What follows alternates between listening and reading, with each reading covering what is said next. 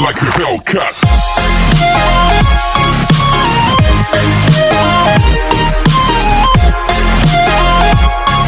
در مالداری و در نسبداری و در وظیفه‌داری و در دیگر جهتها شرف انسان پیدا نمی شود، بلکه انسان وقتی علم داشته باشد، آداب داشته باشد، اینجا گفتن حبیب خدا شرافت او پیدا می شود. حضرت عایشه روایت میکند حدیث را که حدیث متفق علیه است، میگوید سمعت رسول الله صلی الله علیه و سلم یقول، حبیب خدا گفتن ان المؤمن لا یدرک بحسن الخلق درجه الصائم القائم. کسی اگر آداب داشته باشد، کسی اگر فعل خوب داشته باشد، کسی اگر زبان آزاردهنده نداشته باشد، پیغمبر خدا گفت در ثواب برابر است با انسانی که روز روزدار است و شب تا به روز نماز میخواند. در ثواب برابر است با اون انسان کسی که اگر آداب داشته باشد. حضرت انس میگوید من 10 سال خدمت حبیب خدا را کردم. کان احسن الناس خلقا، پیغمبر خدا را بهترین اخلاق، بهترین آداب در حبیب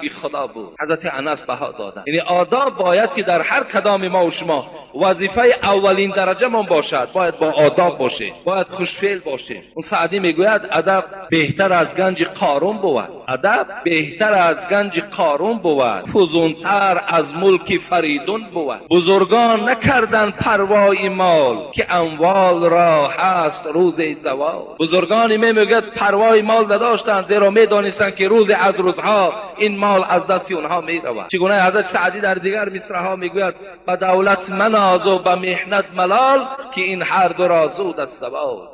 به دولت هم نازیدن لازم نی، به منصب هم نازیدن لازم نی، شاید زیرا زود است که از دست تو اینها می رود. انا بزرگان ما پروای مال نکردند، بلکه اونا چیکار کردند؟ اونان سوی علم و ادب تاختند که نامی نیکو از ادب یافتند. اونا با سوی علم و ادب بیشتر کوشش کردند و امروز نام اونهایی که امروز باقی است ما و شما نامشان از سفیان ثوری میگوییم و دیگر حضرت ها را وقتی نام میگیریم اونا از روی آداب میگوید این درجات یافتگی هستند. فعل خوب، آداب خوب، اینم خودش علاقه موضوع کبر هست. عکس کبر این حسن خلق است، یعنی فعل خوب است. میگوید یک زمان بود میگوید یک اعرابی، یک عربی در دست خود میگوید یک شمشیر گرفت. این از آداب پیغمبر تماشا کنید. و میگوید به مدینه در آمد در حالتی که کارد او میگه در دستش بود و هر کس که این صورت میدید خیلی صورت وحشیانه بود و یک ترس در دل او جای میگیرید. وقتی حضرت عمر میگه روبروی این انسان آمد، روبرو شدن، کجا میروی؟ گفت از چهره و از اعمالت معین است که تو مشرک هستی، در این سرزمینی که مسلمان ها زندگی میکنن تو چیکار داری؟ گفت من برای قتل محمد صلی الله علیه و سلم آمدم. حضرت عمر شنیدن این سخن نداشت.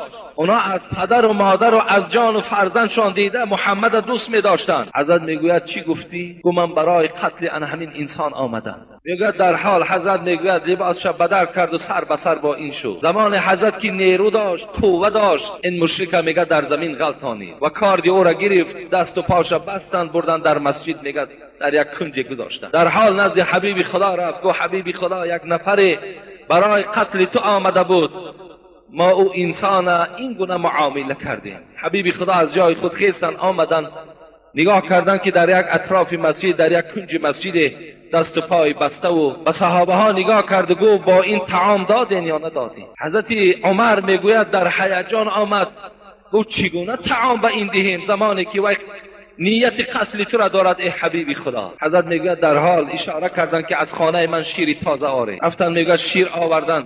حضرت فرمان دادن دستهاش کشایی، دستهاش کشادن. شیر در دست همون آدمی که قاتل او بود در دست وی داد. گفت نوش. گفت وی نوشید. از جاش خیست، شمشیرش در دستش داد پیغمبری خدا. حضرت عمر که خیلی غضبناک بود گفت مادام این قدر نوازش پیغمبر با تو کرد، بگو اشهد ان لا اله الا الله اشهد ان محمدا عبده و رسوله. گواهی ده. گفت نه گواهی نمیدهم. گفت و حبیب خدا گفت راهش کشید برایت رود.